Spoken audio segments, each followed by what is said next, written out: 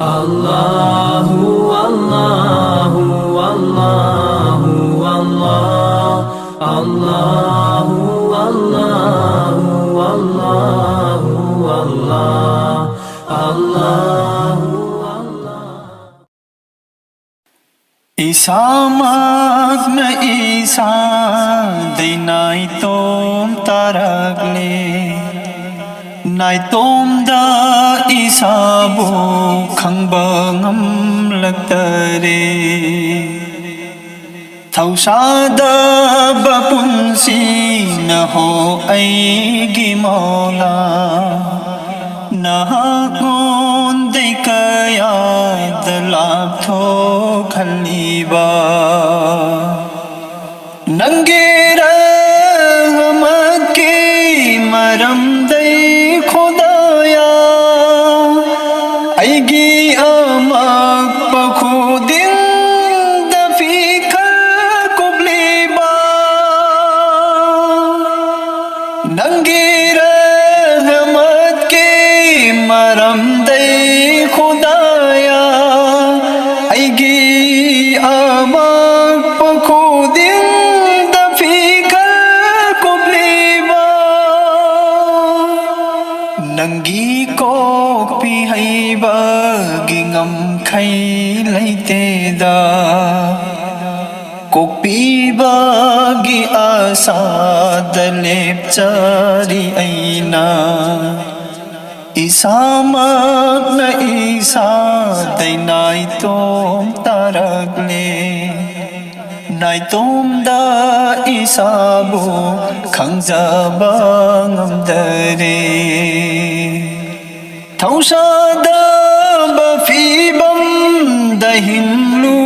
bana ai gi tha moi ai gi khudum da lai ke dare thau sa da ba fi bam da himlu bana ai gi tha moi ai gi khudum da lai ke dare kadom da chatkani kari tau zagani asum ka ngauna na hingli bani ai thau sa da bapun si na ho ai gi maula na ngon dei kaya dalap tho khaliba upai lai zadaba ipal yau ngamdraba na ngon dei lap tho rak pamit kup to dai upai lai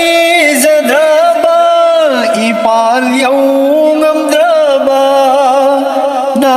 ngon dei lap tho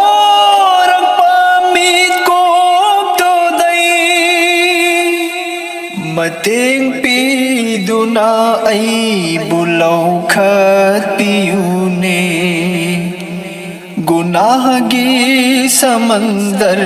da irak nare ai isa magna isa dai nai tom taragle nai tom da isa bu khang bangam lagtare aige mi ding di nang gi rahmat tu dani nang khak na nung si be hu aige mola aige mi ding di nang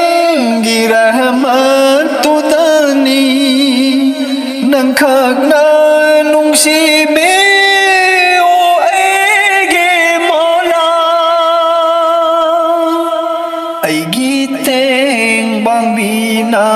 bakana sulaite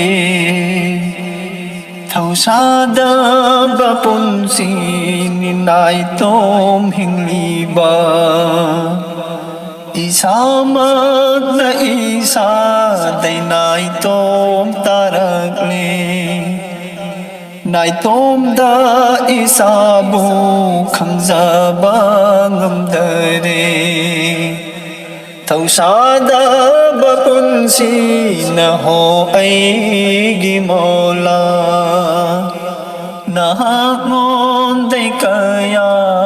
dalap thog haliba